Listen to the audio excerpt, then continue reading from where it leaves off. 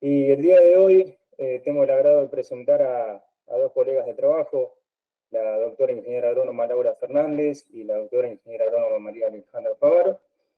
Ellas son docentes de acá de la Facultad de Ciencias Agrarias de la Universidad Nacional del Litoral y también son investigadoras del Instituto de Doble Dependencia y CIAGRO Litoral.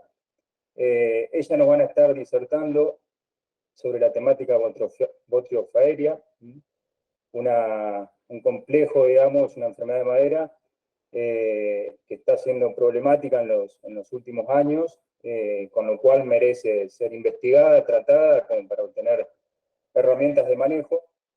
Así que, bueno, en primer lugar, conocer justamente el ciclo de esta enfermedad y demás características. Así que, bueno, Laura y Alejandra, bienvenidas y agradecerles. Así que, bueno, las escuchamos. Bueno, la idea de este taller o presentación es darles un pantallazo de lo que es hoy botriofaeriáceas, ¿sí? en pecan y en algunos otros cultivos, ¿sí? Los antecedentes que hay en otros cultivos de esta enfermedad, ya que cuando nos pusimos con Alejandra a ver un poco todo este tema de enfermedades de madera en pecan, nos dimos cuenta de que hay poca información, al menos poca información disponible, ¿sí? Para lectura y para información. Entonces, por ahí tratamos de complementar un poco todo lo que le vamos a mostrar hoy específico para pecan con otros cultivos, ¿sí? O con antecedentes en otros cultivos. Voy a empezar hablando un poquito de por qué hablamos de botriofaeriáceas y no de botriofaeria en sí. Botriofaeria en sí, si bien es un género de hongo que genera enfermedades en madera, no es el único que hoy por hoy está generando problemas dentro de lo que son cancros o diferentes, digamos, síntomas que puede generar.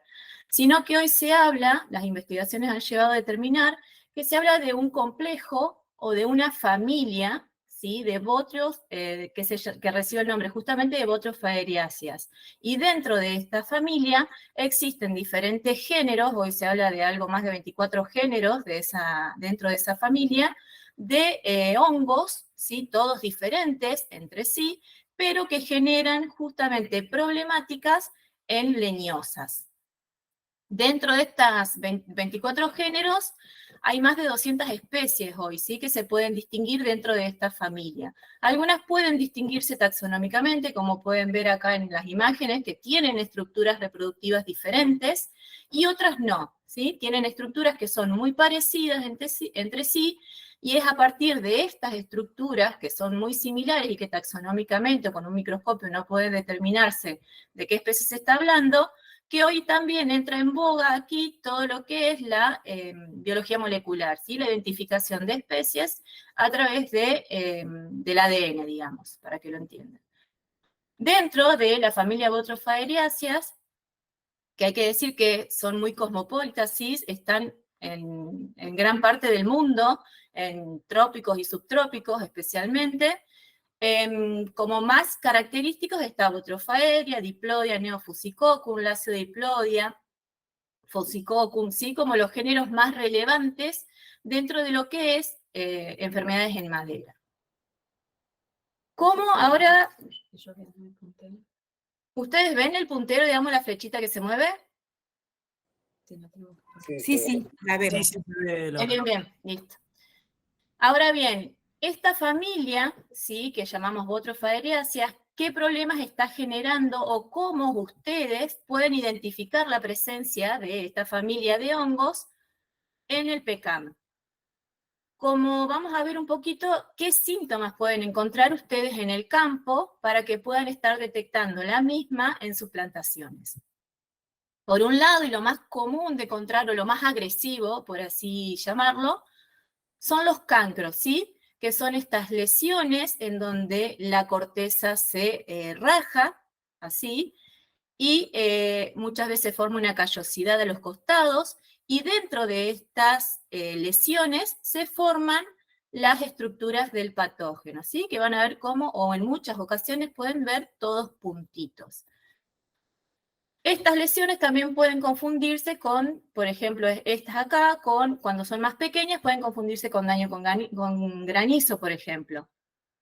Y es común también de que aparezca, fíjense, esto es un árbol medianamente joven y está en la base del tallo, ¿sí? Y estos son ramitas. Otra característica, fíjense acá en un corte, ¿sí? Es la necrosis que se produce dentro de la madera. Y esto es lo que es el cancro, ¿sí? Uno se hace un corte a esta altura, va a ver este tejido con cicatriz y el resto de la médula, digamos, de la madera expuesta. Otra sintomatología muy común de observar es en los cortes de poda, ¿sí? O en los cortes que uno realiza de estas maderas que ve con síntomas, estas lesiones necróticas, ¿sí? Generalmente en forma de V, con parte de corteza común o de madera que no tiene lesiones o que se ve aparentemente normal, y esta parte amarronada o necrosada es la parte en donde ya está avanzando el patógeno. También se pueden observar estos no son lesiones, sino bien son como manchas aceitosas, ¿sí? Negras, que en ocasiones, cuando están muy cercanas al piso, digamos, o cercanas a la tierra, están más asociadas con fomopsis, pero cuando aparecen, fíjese acá está en altura, estas están más asociadas a Botryofa aérea. Estas exudaciones negras o aceitosas en ocasiones también pueden aparecer como gomosis, pero la gomosis también, si bien está relacionada, puede estar relacionada a las botrofaeriáceas, no es específica de ese género y aparece más generalmente en los frutales de carozo. Si no ven cancros, lo que pueden verse son estos síntomas de necrosis, ¿sí? No sé si alcanzan a verlos, aquí con un circulito rojo, en ramitas, fíjense que está más oscurecida la epidermis, ¿sí? O la corteza de la rama. Acá hay una rama que está totalmente ya seca, fíjense que las hojas también están secas. Y lo que les decía recién, ¿sí? Si realizan un corte de la rama, van a ver esta característica, bien característica de las botrofaeráceas, que es una parte ya de la madera con necrosis y el resto en donde todavía el patógeno no avanzó. Generalmente, fíjese que dice acá, la médula el hongo crece longitudinalmente más allá del margen externo del cancro, entre 2 a 5 centímetros por encima del mismo. Y esto repite un poco lo que se ve acá. Fíjense estas lesiones también amarronadas, ¿sí? Que se combinan con parte verde de la rama. Y si uno ve el árbol en pie, lo que puede ver también es esta muerte regresiva, que es lo que están viendo como más característico hoy por hoy en árboles ya de edad, ¿sí?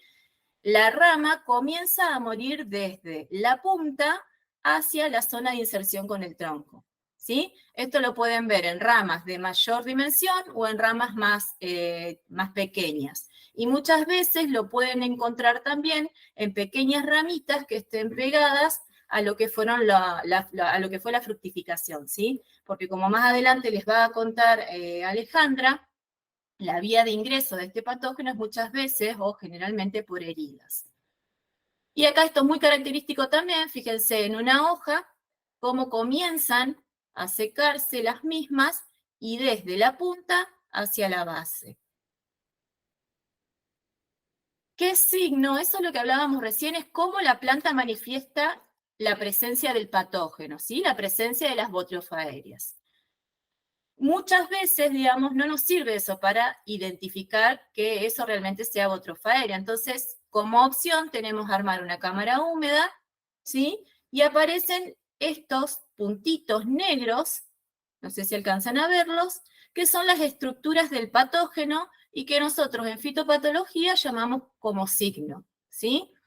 Esos puntitos negros, si uno hace un preparado al microscopio, se le llaman picnidios, ¿sí? En la fase asexual. Y son puntuaciones negras, fíjense, que rompen la corteza porque siempre, generalmente, Botryofaera está de manera subepidérmica. Y esto dentro de esas estructuras negras van a estar los conidios o las esporas de este hongo, que son las que generan las infecciones, ¿sí? Las nuevas infecciones. En los cancros son por ahí mucho más fáciles de ver este tipo de estructuras, y en las lesiones que mostrábamos hoy, como necrosis, que se van viendo en las ramitas, muchas veces es necesario la cámara húmeda, y luego de una semana aproximadamente, que eso está en contacto en un lugar cálido y húmedo, aparecen las estructuras, ¿sí?, que me ayudan a identificar fehacientemente que esa problemática es debido a botrofageriáceas. Cuando nos pusimos a ver un poco la información que había, dijimos, qué poca información que estamos encontrando respecto a pecan, como para dejarles alguna información que les sirva a los productores. Entonces dijimos, empecemos a buscar dentro de otros cultivos, ¿sí? Y nos encontramos con que hay mucha información en otros cultivos, ¿sí? Tanto informes técnicos como informes científicos. En Argentina encontramos que está dentro de un vasto, digamos, cantidad de especies leñosas, está reportado en arándano, en manzano, en eucalipto, en vid, en peral, duraznero y en palmera, ¿sí? Son hongos que atacan mucho a las leñosas, y no solo productivas, sino también ornamentales. Y en todos estos trabajos, identificamos que la sintomatología es siempre la misma, ¿sí? Las que vimos recién para pecan.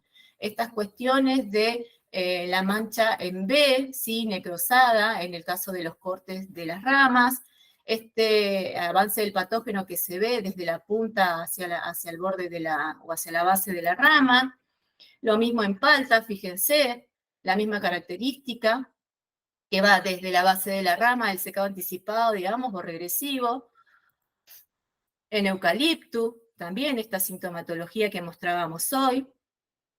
Y en higo, ¿sí? Fíjense la diversidad de cultivos y la sintomatología es casi siempre la misma, ¿sí? La muerte, fíjense en higo, la muerte desde la punta de la rama hacia la base, e incluso aquí, fíjense que aparece botrofagérea en fruto, ¿sí? Muy importante a tener en cuenta esto de que también aparece en fruto. De todas las revisiones que hicimos de estos cultivos alternativos que hay, ¿sí?, o de cultivos también comerciales en los que se estudia botrofagérea porque realmente es un problema, encontramos un trabajo muy lindo en arándano, en donde, fíjense, la sintomatología también es esta de la muerte regresiva de las ramitas, ¿sí? Y lo interesante de este trabajo es que los autores de este trabajo probaron, ¿sí?, o pusieron en contacto especies de botrofagérea que aislaron de manzano, de nogal y de vides, ¿sí? 10 especies de botrofagéreas que no eran de arándanos, y lo que hicieron fueron inocularlas o ponerlas en contacto con ramitas de arándano, ¿sí?, que habían hecho una poda.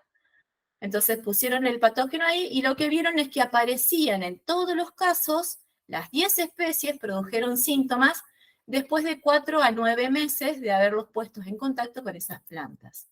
Y que de todas las especies que habían probado, la más agresiva había resultado la que pertenecía al género Neofusicoccus, especialmente la especie Parvum, ¿sí?, que fue la más agresiva.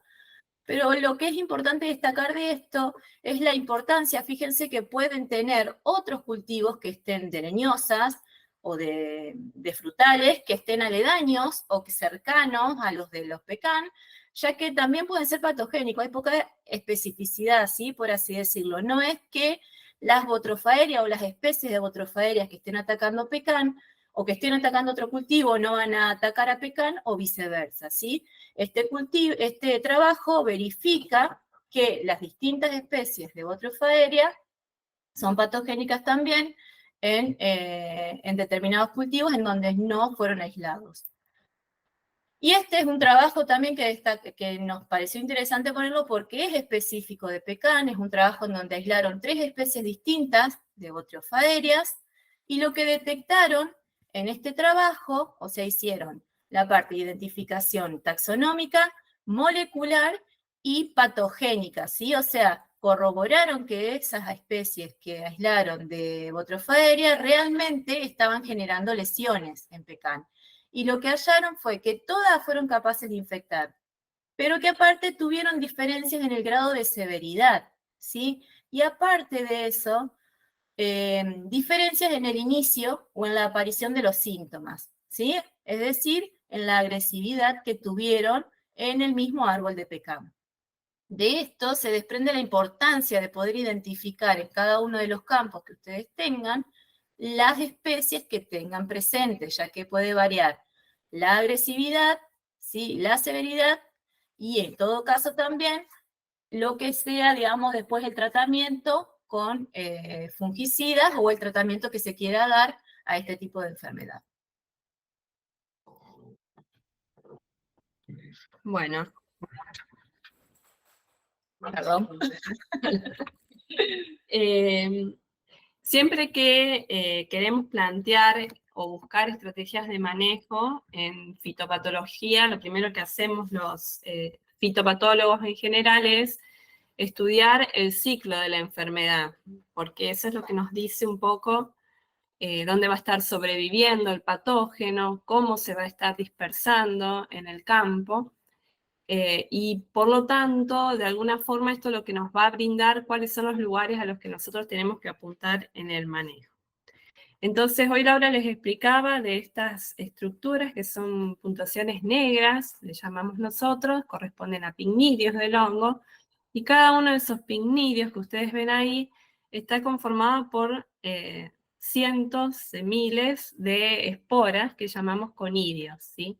Las esporas tranquilamente lo podríamos asemejar a lo que es una semilla en plantas, digamos, es la forma en la cual se inicia una nueva infección, ¿sí? Entonces, la forma de sobrevivencia que va a tener este hongo es en las mismas lesiones que produce en la planta, sobre todo en los cancros, ¿sí? O en las pequeñas lesiones necróticas que puede producir en ramas, e incluso se habla mucho de lo que son heridas producidas de manera natural, como por ejemplo las heridas que produce la caída de las hojas, la cosecha de los frutos. Todos esos sitios van a ser lugares de sobrevivencia para el hongo. Una vez que llega la primavera, comienzan las lluvias van a ser las que desparramen, al humedecer esas estructuras, van a ser las que desparramen las esporas.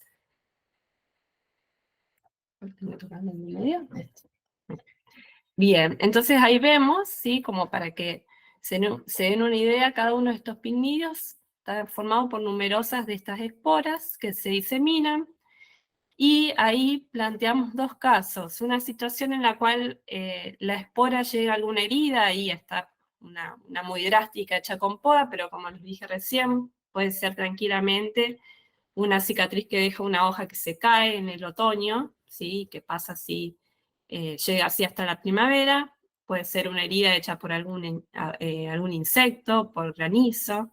Todas las heridas, e incluso se habla en algunos trabajos de las mismas heridas que se producen en la corteza con el crecimiento natural del árbol.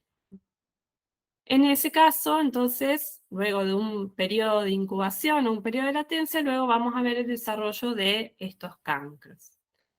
Otra situación puede ser que esas esporas lleguen a las lenticelas, ¿sí? Que son aberturas naturales que tienen las ramas, que ustedes ahí las ven, les estoy señalando algunas, y que por determinadas enzimas que tiene el hongo que le permiten degradar la pared celular y la cutícula de la planta y la epidermis, pueden penetrar y también generar este tipo de lesiones necróticas que ven ahí. Ahora, como les dijimos antes, hay muy poca información publicada para leer en pecan específica, entonces buscamos un poco qué había de otros cultivos, y lo más interesante que hay más cercano al pecan es el nogal. Y en nogal sí hay muchos trabajos, y hay muchos trabajos de nogal en Estados Unidos, en España, como este que ven acá. Entonces, lo que nosotros consideramos es que, así como en este trabajo muestran un ciclo común que puede ocurrir en olivo, en pistacho y en nogal, seguramente el ciclo, muy probablemente, sea muy similar en otro tipo de leñosas, como puede ser pecan, ¿sí? Bueno, en este trabajo lo que se plantea es que la sobrevivencia del hongo es en la misma planta, en los cancros, en las lesiones, en las yemas infectadas, en las heridas, ya sea de poda o de caída de hojas o de cosecha de frutas que quedaron infectadas.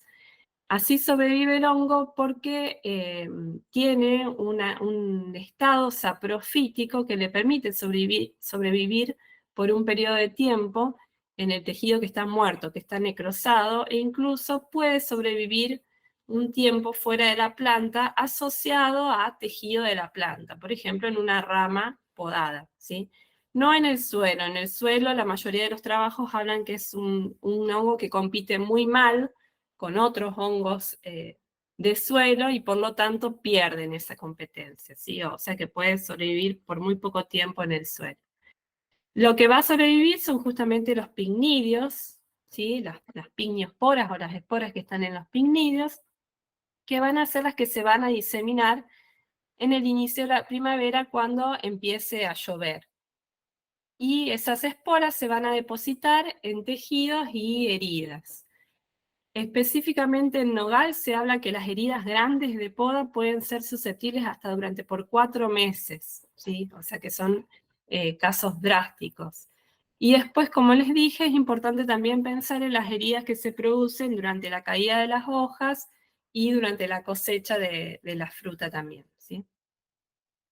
Para penetrar el hongo o para germinar necesita humedad, agua libre principalmente, normalmente generada por las mismas lluvias.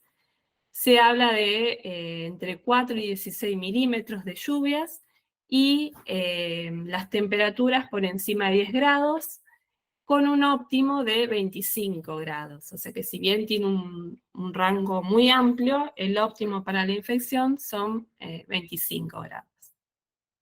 Y luego de esto, seguramente no se vean los síntomas inmediatamente.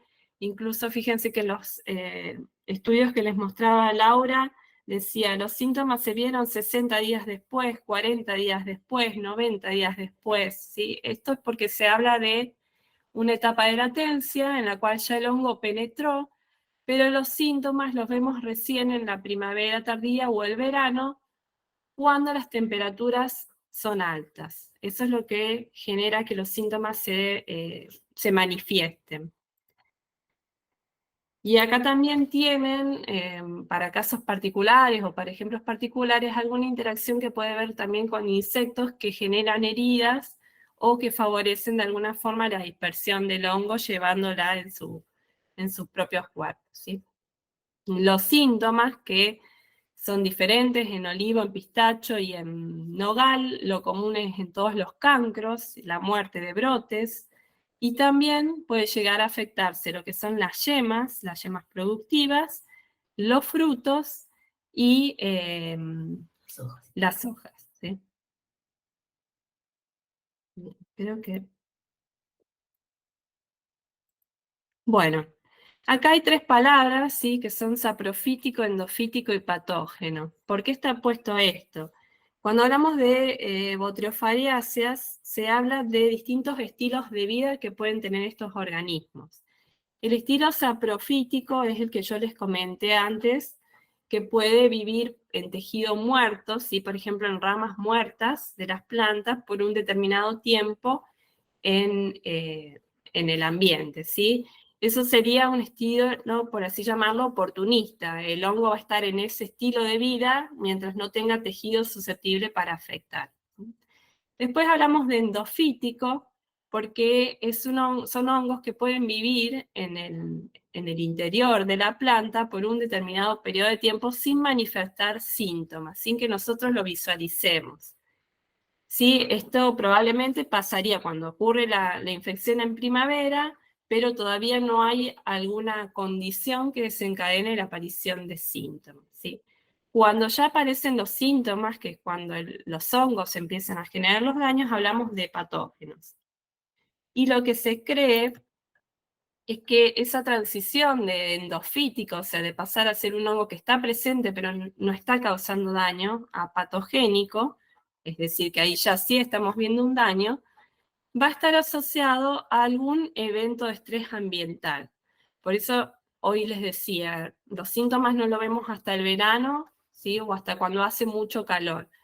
Todo lo que sea estrés ambiental, principalmente altas temperaturas, sequías, dependiendo del cultivo puede ser también bajas temperaturas o combinaciones de eventos desfavorables a nivel ambiental, son los que desencadenan que ese organismo que estaba ahí presente se convierta en patógeno.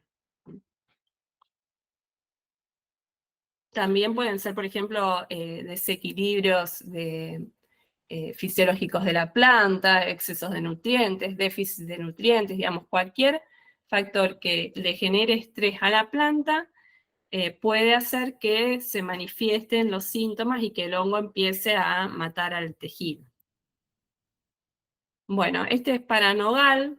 En nogal lo que se destaca, el ciclo, bueno, es el mismo que les mencioné anteriormente, lo que se destaca es que los daños que generan algunas cochinillas que afectan al nogal pueden hacer más susceptible a las infecciones del hongo, justamente por las heridas que generan. Y también es para destacar que en nogal se habla de que el hongo sobrevive también en el fruto.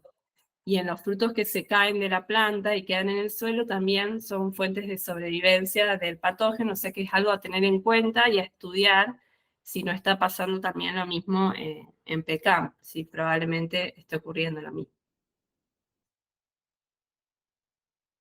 Bien, muchas de estas cosas ya las mencioné, por ahí destacar que entre los factores que predisponen a la enfermedad, todo lo que sea un aumento de la densidad del follaje de la planta, ¿sí? Plantas más vigorosas, más altas, más densas, menor separación entre hileras o entre plantas, siempre favorece este tipo de enfermedades porque no permite que haya una buena aireación en la copa y que se seque bien el follaje. Los diferentes tipos de estrés son claves, son un factor clave para el desarrollo de la enfermedad. Las heridas de poda, si se hace poda o poda por ahí de formación o poda de limpieza, ¿sí? Siempre hay que tener mucha precaución con las heridas. Esto que pueden permanecer susceptibles durante 4 meses es específico para trabajos de nogal, pero bueno, lo importante es que estos hongos pueden afectar lesiones, sobre todo si son lesiones grandes. Sí, déjame agregar ahí, Ale, que esto de las heridas de podas, de cuánto tiempo permanecen susceptibles, está muy relacionado al tamaño de las ramas que se hayan quitado, y hay trabajos que especifican que esa susceptibilidad, digamos, crece o disminuye dependiendo de la especie dentro de las botryofaeriáceas, la especie que esté presente en el lugar. Hay trabajos que hablan de que, por ejemplo, Diplodia permanecía un mes o afectaba al mes de la poda, hasta el mes de la poda podía afectar a los cortes, y Neofusicophum tardaba o podía hasta 4 meses después infectar, digamos, esos cortes de podas o esas heridas de podas que se habían realizado y no se habían curado, por ejemplo. Fíjense que dice después, la lluvia propaga las esporas principalmente de los picnidios y que las infecciones por ascosporas son menos comunes, ¿sí? Lo que le decía hoy Alejandra, esto de que por qué la diseminación o las infecciones comienzan en primavera, ¿sí? Justamente por las lluvias que tenemos, porque tenemos primaveras bastante lluviosas y con temperaturas cálidas que favorecen el desarrollo del patógeno y la germinación de este patógeno. Y fíjense este dato que importante, que las esporas, o sea, esos conidios chiquititos, que son los que inician las infecciones, germinan 1 hora y media después de mojarse, ¿sí? Es un tiempo muy cortito el que les lleva, ¿sí? Poder germinar y poder hacer todas sus estructuras para poder infectar al hospedante, ¿sí? Y hoy, bueno, esto repite un poco lo que les dijo hoy Ale, que las infecciones pueden ocurrir con eventos de lluvias de al menos 4 milímetros y con temperaturas por encima de los 10 grados. Y esto, bueno, también lo que decíamos hoy, que la cercanía de otras leñosas hospedantes también es un factor a tener en cuenta, ya que las botryofaeriáceas no son específicas de un determinado hospedante, ¿sí? Puede haber cruzamiento, dependiendo de las condiciones, especialmente climáticas que tengamos, ¿sí? Puede haber cruzamiento de un hospedante o de un cultivo a otro. Entonces, por ahí un poquito las pautas de manejo, específicamente para pecan, que podíamos estar teniendo. Esto siempre, digamos, recalcando, digamos, que son pautas de manejo que están dadas en base a qué condiciones debe tener o a cómo se desarrollan las botryofaeriáceas dentro del pecan, ¿sí? O en cultivos leñosos. Y estas pautas de manejo deben ser siempre preventivas, ¿sí? Porque una vez que nosotros vemos el síntoma, como les explicaba Ale, el patógeno ya ingresó, ¿sí? Y difícilmente podamos, con algún producto, llegar al interior de la madera y poder matar al patógeno, ¿está? Entonces, lo primero y lo primordial, y también que algo ya les dijo Ale, planta sana, ¿sí? Que se logra con una fertilización, con un riego y un pH del suelo balanceado. Evitar todo tipo de estrés y generación de heridas, extremar cuidados en poda y en cosecha, ¿sí? Tanto la poda como la cosecha y la caída de hojas también generan heridas que son vía de ingreso del patógeno. Pintar las heridas de poda con pintura látex y desinfectar herramientas de poda, ¿sí? Si tocamos o si podamos una planta que tiene presencia de botryofaeria, seguramente que puede quedar micelio, pueden quedar estructuras del patógeno pegadas a la herramienta de poda, y al estar realizando un corte y una herida en la próxima planta, vamos a estar directamente trasladando e inoculando el patógeno en esa nueva planta. Fíjense, estos datos son recomendaciones que son para manzanos, pero que en algunos casos para pecan se están aplicando, a veces con resultados positivos y a veces no, que es podar la rama donde uno ve los cancros o la zona afectada, ¿sí? A unos 10 centímetros por debajo del sitio afectado. Recuerden que botryofaeria generaba esa muerte regresiva de la rama, ¿sí? Desde donde yo veo la última lesión del patógeno o la presencia del patógeno, 10 centímetros por debajo de esa lesión. Saneamiento, ¿sí? Por permitir, digamos, o eliminar todas esas ramas de poda que estén dando vuelta y que sabemos que tienen presencia de botryofaeriáceas. Y pintar el sitio afectado, fíjense, con pintura látex, como dijimos antes, y con fungicidas. Y lo ponemos con signo de pregunta justamente porque hay trabajos que se hicieron combinando los dos métodos, y en realidad no terminan concluyendo qué fue lo que benefició, digamos, al corte, si la pintura látex o el fungicida. Entonces no sabemos si la combinación es la que funciona, o si solo el látex solo o el fungicida solo pueden también tener efectos. Y recordar siempre esto, que la cosecha de frutos y la caída de hojas también producen microheridas que son ingreso del patógeno. Y esto es lo más importante. El estrés del árbol es el principal detonante para la infección y aparición de los síntomas de la muerte regresiva. Entonces, nuestro objetivo primordial es mantener un árbol equilibrado, ¿sí? En floración, en brotación, árboles que estén con exceso de floración, con exceso de carga de frutos, también se debilitan y también se estresan, digamos, y pueden ser objetivo de las botryofaeriáceas. Mediante las técnicas de riego, poda y fertilización, mantener ese árbol balanceado. Y esto último lo quisimos poner, digamos, porque fueron de todos los trabajos que realizamos, que no eran de pecan, que eran de todos los otros cultivos que les mostramos en donde había botryofaeriáceas o había trabajos que referenciaban a botryofaeriáceas. Fíjense que rescatamos como diferentes estrategias que podrían estar usándose o implementándose para el pecan y ver si funcionan o no, ¿sí? Porque dentro de todos los trabajos que hay para pecan, hay pocos que están demostrando qué estrategias de manejo para las botryofaeriáceas serían efectivas. Entonces, el monitoreo seguro, ¿sí? Detectar la presencia del patógeno a tiempo. Poda y quema de brotes marchitos y ramas muertas. ¿sí? Fíjense, poda y quema. Cuando la quema no es posible, hay lugares en donde lo que se hace es tipo una solarización, pero con los residuos de cosecha adentro, ¿sí? Se colocan estos nylon transparentes, se sellan a los costados, y en la época de mayores temperaturas se dejan 3 o 4 meses ahí dentro, como para que las altas temperaturas maten al patógeno. Y dentro de las aplicaciones, digamos, de fungicidas, están muy recomendadas las estrobilurinas y las carboxamidas, en mezcla o en no, ¿sí? Y están indicados como eficaces contra las botrofagariáceas. Pero esto ponemos cuidado con esto, porque no sabemos primero qué especies de botrofagarias tenemos en el campo, no sabemos si hay alguna presión de selección ya por aplicaciones de fungicida que se estén haciendo, ¿sí? Así que eso hay que estudiarlo, hay que probarlo a campo y ver si funciona o si no funciona. Y probarlo a campo y en laboratorio también. Perdón, Laura. Y bueno, y tener en cuenta que son fungicidas que suelen generar resistencia, por lo tanto hay que usar rotaciones y no numerosas veces, digamos, en ciclo de cultivo. Aquí tienen, fíjense, para proteger corte de un montón de fungicidas que han probado, dentro de ellos el tebuconazol también, sí, Boscalin, Piraclostrobina, fue el que mejor resultado tuvo, por ejemplo, en la protección de los cortes de poda en arándanos, por ejemplo, ¿sí? Y lo pusimos porque creo que esta mezcla o esta combinación de fungicidas es la que tienen habilitada por Senasa, creo.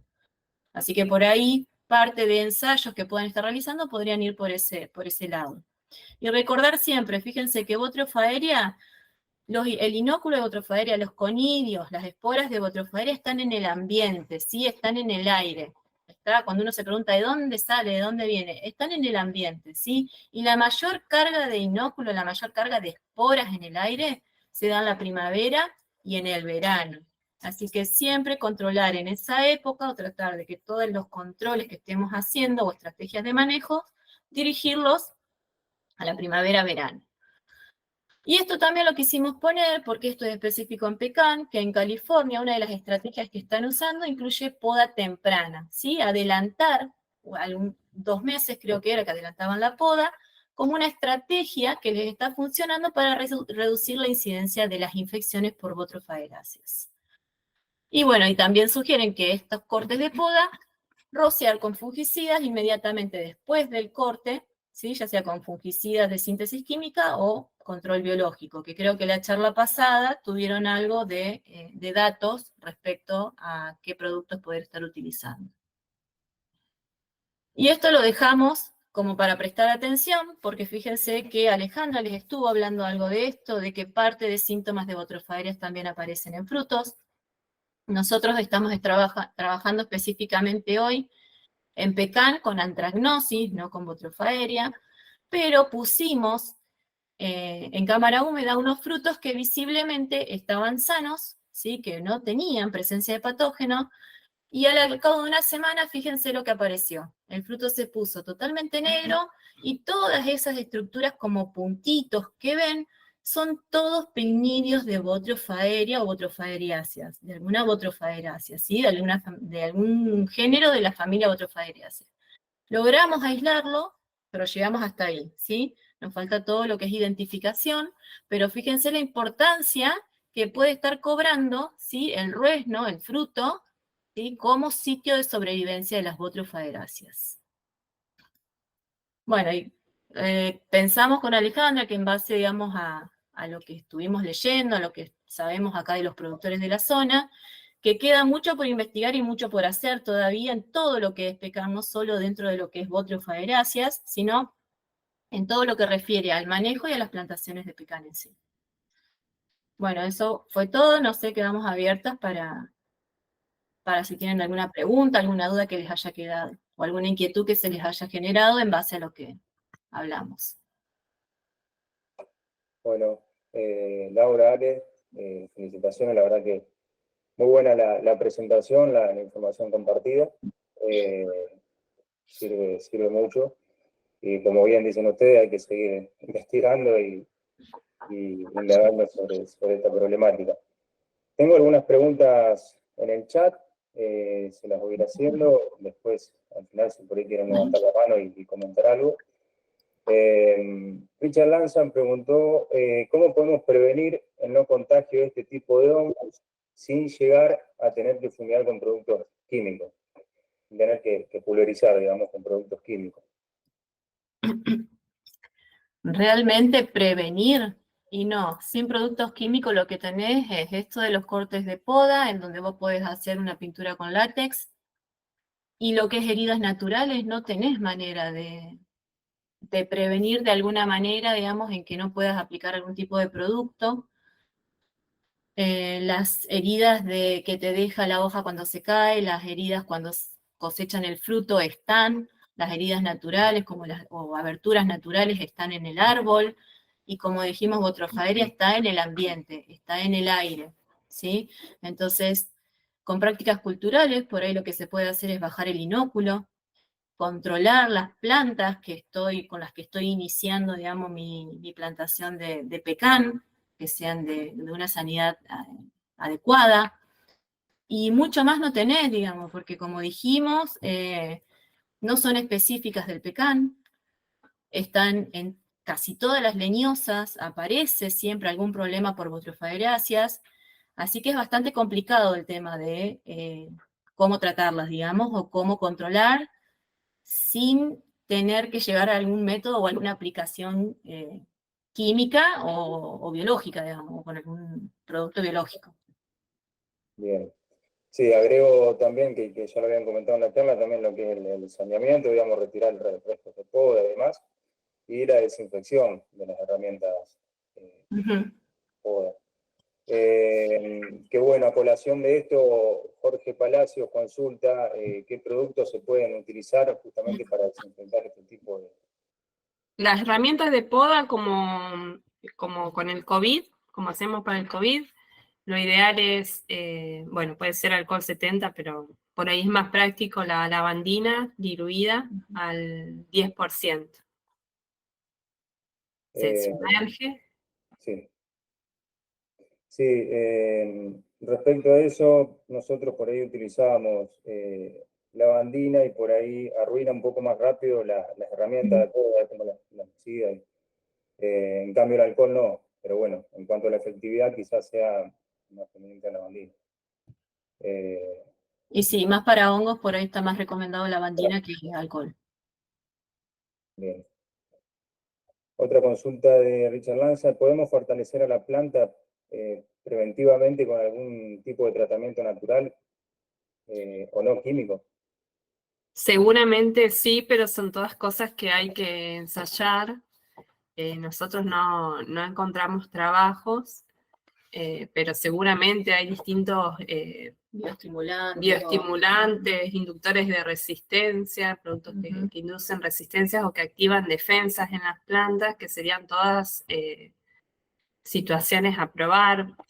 No sé, Pablo, vos si por ahí conocés algún ejemplo o algún caso, pero hay muchísimos productos hoy en el mercado de ese tipo que tal vez habría que probarlos o a lo mejor probarlos que ya se comprobó en otros cultivos que pueden servir para leñosas sobre todo.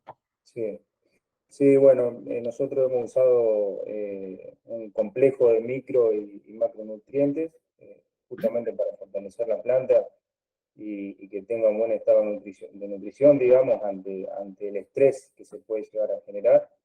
Hemos utilizado también fosfito de potasio en mezcla con determinados productos que reunían macro y microelementos,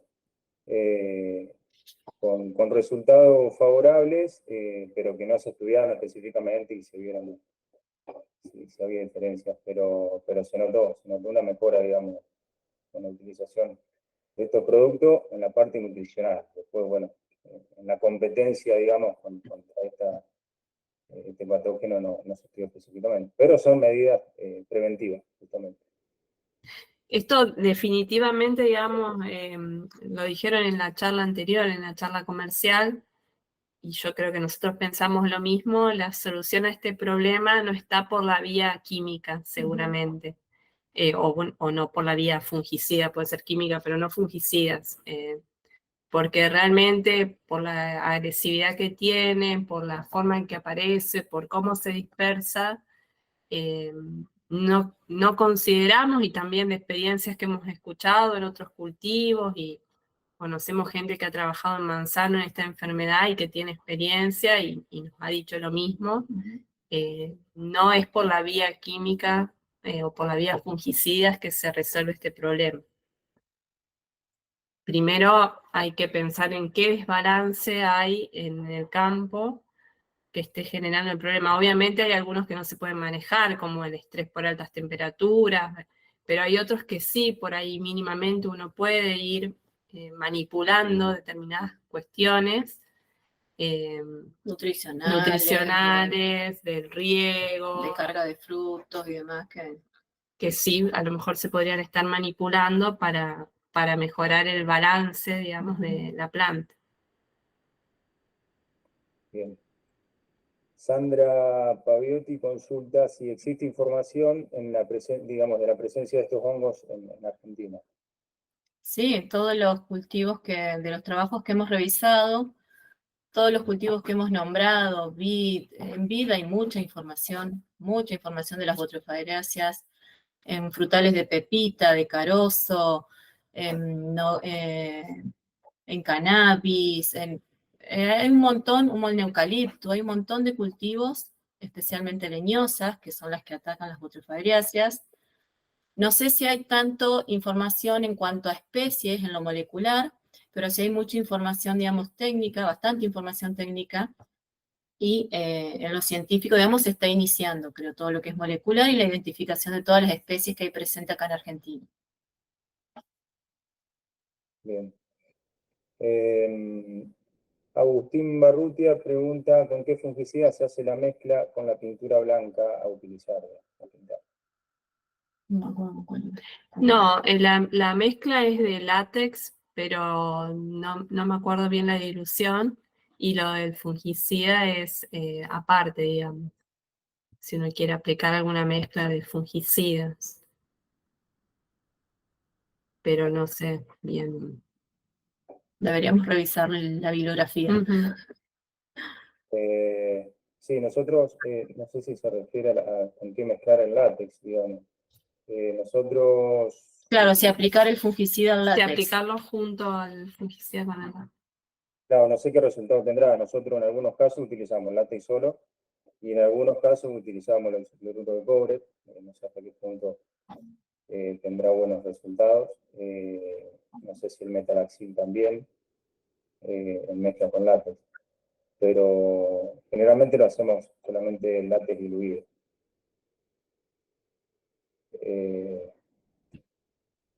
Bien, Rubén Perfau consulta qué productos biológicos se pueden utilizar, preventivo o curativo. Bueno, creo que ya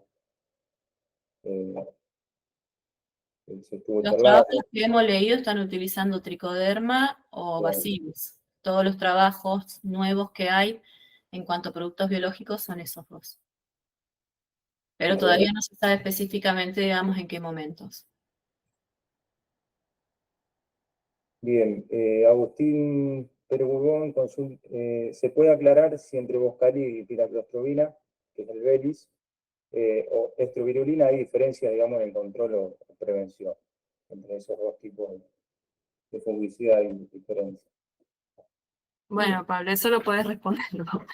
En realidad la combinación, la mezcla siempre tiene alguna finalidad, justamente porque son dos modos de acción diferentes, y también actúan en distintos momentos, digamos, del proceso infectivo, y por eso se considera que si se aplica una mezcla es con esa finalidad.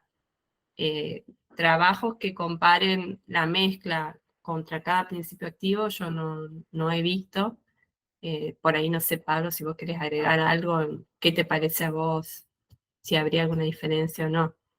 No he encontrado trabajos que comparen. También muchas veces se utiliza porque erróneamente por ahí pensar que si hay alguna cepa resistente a alguno de los dos principios activos, la otra la estaría controlando, lo cual no necesariamente tiene que ser el caso, digamos.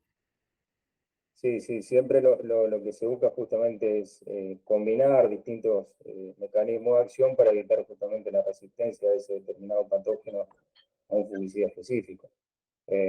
Por eso se recomienda eso. No, específicamente el Belis comparado con alguna tubilera no tengo información, pero sí lo que se busca es eso justamente.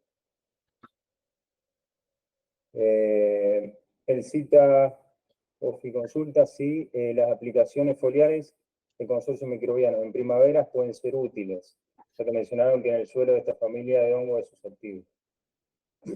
No, la verdad yo no sé, no podría responderte eso, desconozco. Sería otra cosa también a probar. Bueno, Todo lo que Trabajos, sea... sí, trabajos así que refieran a momentos de aplicación, tipo de producto a aplicar, en PECAN específico, hay muy poco. Muy poco, y tengan en cuenta que lo que se puede encontrar quizás para México, para Estados Unidos, Brasil, quizás no funcionan los sistemas productivos que tenemos acá, ¿sí? Porque tenemos condiciones ambientales diferentes, tenemos quizás especies diferentes, ¿sí? Que muchas veces las especies eutrofaerias no sabemos si tienen algún tipo de resistencia o no a los fungicidas que tenemos presentes. Así que creo que todas esas cosas queda mucho por investigar todavía. Claro, todo lo que es biológico, la efectividad de los productos biológicos depende mucho de la interacción en la cual se lo aplique, digamos. En este caso también es muy importante, como hablábamos antes, saber cuáles son las especies que están presentes de Botryopharacea, y así todo es muy dependiente también del ambiente y de las condiciones ambientales en las cuales se los aplica. Por lo tanto, hay que hacer muchas pruebas como para hacer una recomendación de ese tipo. Pero sí son cosas que por ahí cada uno puede ir probando y viendo qué efectividad tiene, como para ir compartiendo experiencias, sobre todo. bien, la última que tengo en el chat, yo no sé si Belén después tendrá otra. Silvia Reinares consulta si en caso de sospechar este tipo de infección y con lesiones en el centro de las ramas, como mostraron en las imágenes, ¿hay alguna recomendación para hacer un tratamiento curativo específicamente? Lo mejor en esos casos, digamos, también teniendo en cuenta en qué parte de la planta está la lesión, pero si es posible es hacer la poda. Como dijimos antes, la poda por lo menos 10 centímetros por debajo de donde uno ve la lesión, porque el hongo va avanzando internamente y avanza mucho más de donde nosotros lo vemos externamente. Entonces, por eso se habla de 10 centímetros más como mínimo. Esa sería la recomendación, y bueno, obviamente hacer un corte de poda limpio o oblicuo para que cicatrice rápido, y tal vez en ese caso pintar el corte de la poda que se hizo.